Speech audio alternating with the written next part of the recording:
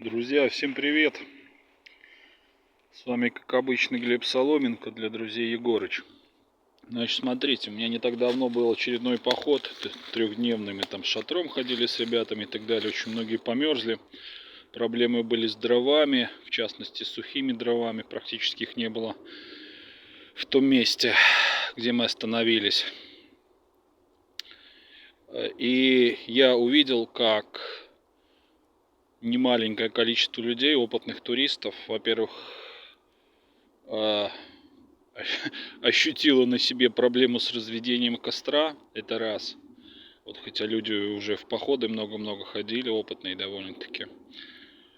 Потом проблемы с добычей дров в первую очередь, тоже все испытали. Ну и потом, конечно, не могли развести костер из того, что было, что сырое все было. Поэтому короткое видео и для начинающих, и для тех, кто уже ходил в походы. Вот, то, что реально видел, что есть проблемы с разведением огня. Вот сегодня я специально зашел в болотистую местность. Вот тут несколько дней, во-первых, шел дождь, сейчас ударили морозы. Все сырое. И плюс я ушел в зону болот, в низину. Здесь людей не бывает практически, сюда никто не пойдет. И здесь реально все сырое. Значит, нашел я одну сушину. Вот она снизу лежит. Добывал я дрова абсолютно без пил, без всяких, только ножом. Значит, представьте, что у вас нож. Ну, в принципе, любым фиксированным ножом я могу свалить дерево. Вот я свалил дерево где-то в диаметре 12 сантиметров, может чуть больше. Вот этим ножом. Нож называется Бушмен. Его можно использовать так же, как пишню. Обзоры на него есть. Одевается он на палку и прикручивается шурупом. Вот в этой баночке в рукоять вставляется. Ты специально подобрал. Здесь несколько шурупов. Ну, плюс изолента, если ноготь сорвете. Вот, к нему идут вот такие ножны с кремнем. Можно искру высекать. Сюда я добавил 5 метров веревки. Она же используется как нашейный подвес. Вот можно на клипсу одевать. В общем, обзор на этот нож есть. Рубил я им, валил дерево. Валил я вот этой палкой. Видите, она вся покоцанная с одной стороны, потом со второй стороны бил, когда вижу, что здесь уже подизносилось. Свалил я вот это дерево. Потом его разобрал на несколько частей. Самое толстое я пока отправил под низ. Костер на земле не разводим никогда на сырой, на голой. Делаем такую подложку из дров. И заодно будет дополнительная тяга. И, соответственно, на ней уже выкладываете мелкие, потом крупные. Значит, искру первый огонь я добывал. Вот кремень армейский у меня есть. Магниевый брусок, хорошая вещь. Его тоже доработал. Все, такую скобу вставил и шейный подвес сделал. Вот. И вот береста. Береста, с нее натюрюшиваете такие мелкие, как нежнее, чем папиросная бумага, такую штучку. Обзор тоже есть на такие вещи, как добывать огонь в лесу. Вы получаете первый огонек. Когда много натюрюшили, при помощи искры добываете первый огонь. Бересту эту чик подожгли. И туда несколько штучек положили под мелкий хворост. И потом все крупнее и крупнее дровишки подкладываете. Вот. То есть абсолютно в сыром лесу при помощи вот кремния, ножа мы свалили дерево, разобрали его на несколько частей. Это тоже, кстати, верхушки. Это тоже высекалось. Видите, как выбиваете потихоньку, как бобер. Выкусываете ножом и потом надламываете. Вот.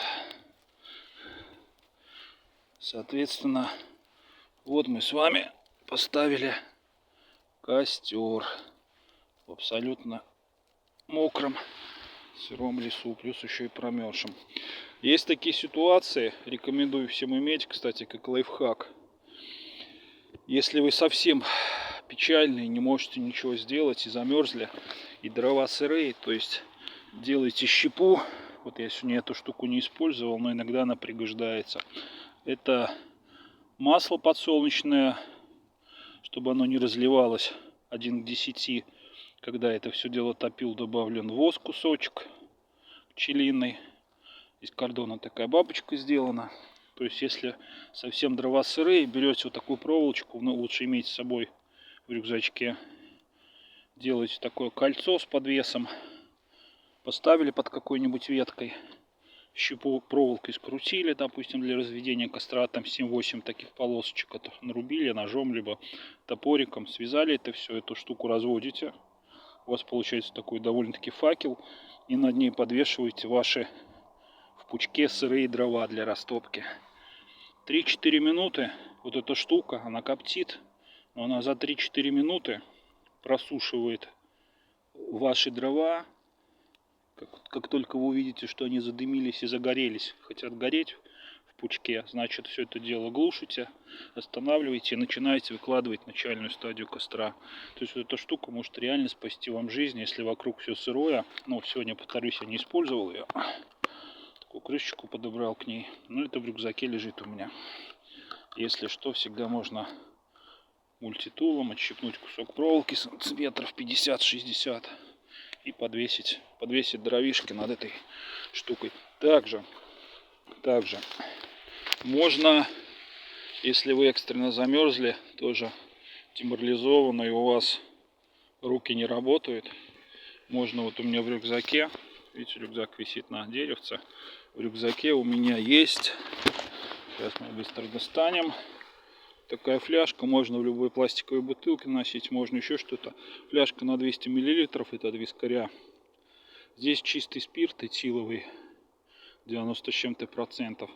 То есть можно всегда линуть в кружку немного,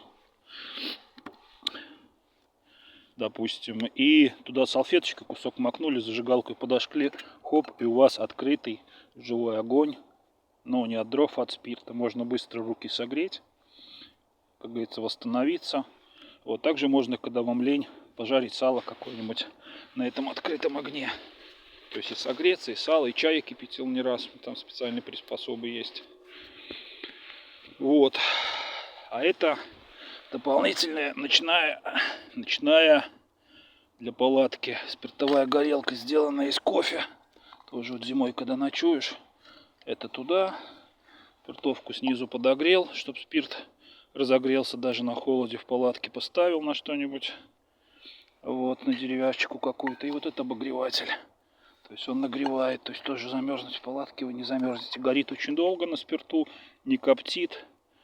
Вот, и плюс 5-7 градусов в палатке он даст. Вот, но это мой такой легкоходный набор. То есть это все вот так вот складывается кружка. Там дополнительная кружка с крышкой. Хоп, все. Вот. Это один из наборов. Вот, ну, друзья, все, вы все видели. Вот мой рюкзак легкоходный со всякими приблудами, перчатки теплые кожаные, бушкрафтерский нож с чехлом. Береста по дороге шел, нащипал в мешочек специальный, кинул, заготовил, пока по маршруту шел. Вот костер наш. Все, надеюсь, вам было приятно, это видео полезно. Вот, я буду сейчас готовить кушать. Жарить сальце, сырок, там всякие штучки вкусные. Чайку попью. Вот, ну а вам желаю всем здоровья, счастья, позитивного настроения. Не кисните, больше оптимизма. Вот, радуйтесь каждому дню, наслаждайтесь жизнью. Всем, кому видео понравилось, поддерживайте канал, ставьте класс, подписывайтесь. Все, всем пока.